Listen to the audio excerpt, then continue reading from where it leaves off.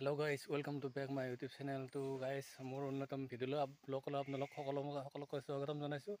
আৰু গাইজ মই এতিয়া গাহৰিক দানা দিব যাওঁ আৰু দানা দিয়াৰ পাছত এতিয়া কচু লৈ যাম। আৰু যিসকল আমাৰ গাহৰি পালক বন্ধু আছে আৰু তেওঁলোকেও জানে যে আমি অকল দানালৈ আশা কৰিলে নহ'ব, আমাৰ ঘৰচীয়া যি আমাৰ দানাটো আছে সেই দানাটো দিলে আমাৰ অলপ লাভান্বিত হয়।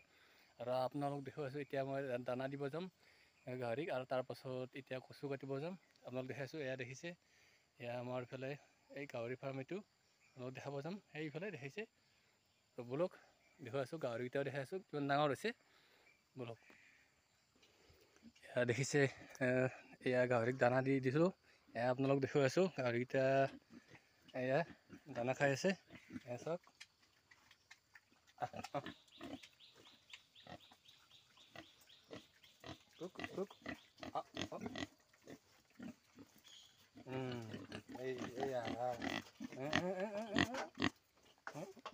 এয়া দেখিছে কেনেকুৱা হৈছে, ইয়াতে মানে মোক দেখা পালে থাকিব নোৱাৰে।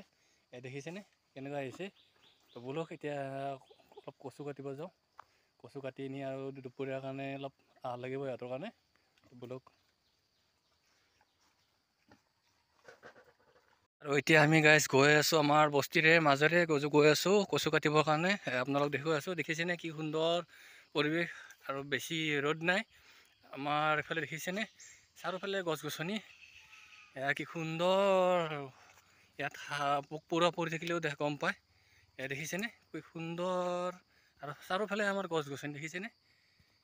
এয়া এতিয়া আমি কচু কাটিব যাম, তো ব'লক আপোনালোক দেখুৱাই আছোঁ। আৰু গাইজ পাবলৈ হ'লেও, আৰু আমাৰ ওচৰতে এটা মানে কাটোৰা জান আছে। এই জানটোৰ পৰা মানে আমাৰ এই পানীটো নদীলৈ পৰে, পুঠিমাৰী নদীত পৰে। তো আপোনালোকক দেখুৱাই আছোঁ এই জানটো। আৰু আপোনালোকে এই ভিডিঅ'টো চাই কেনেকুৱা পাইছে কমেণ্টত জনাব, আৰু ভাল পালে লাইক এটা কৰি দিব আৰু শ্বেয়াৰ কৰি দিব। এয়া আপোনালোক দেখুৱাইছোঁ, এইটো জান দেখিছেনে, এয়া এইটো ডাঙৰ জান এইটো। আৰু এইবিলাক আছে কচু, এই কচুবিলাক কাটিম। এই জানটোৰ পানীবিলাক আমাৰ পুঠিমাৰী নদীত পৰে। এয়া দেখিছেনে বহুত ডাঙৰ, বহুত দূৰলৈকে আছে এই জানটো। তো ব'লক আমি এতিয়া কচু কাটিম।